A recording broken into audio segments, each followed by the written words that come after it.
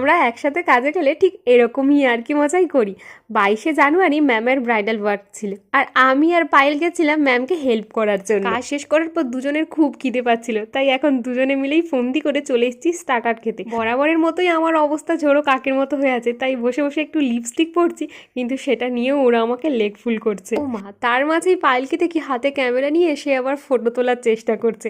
তখন আমি তন্ময়কে বললাম, এবার তোর ব্যবসা পুরো লাটেই উঠলো। এর মাঝে তন্ময় আবার ম্যামের ফটো তুলছে, সেটা দেখে আমার জীবনটা পুরো মোয়ে মোয়ে মোয়ে মোয়ে হয়ে গেল। এই যে আমাদের আজকের ব্রাইড দেওয়ালি দিয়ে এত মিষ্টি লাগছে দেখতে, আর সিঁদুর পরার পর তো আরও, আমি ওখান থেকে চোখই সরাতে পারছি না। এরপর আমরা সকলে খেতে চলে এসেছি, কিন্তু পায়েল এখানে এত কিছু খেলো তারপরেও এখানে চুপচাপ করে বসে আছে। আমি বলছি তোর খাওয়া হয়ে গেছে, উঠবি না? তো হেসেই সকলে গড়াগড়ি খাচ্ছে।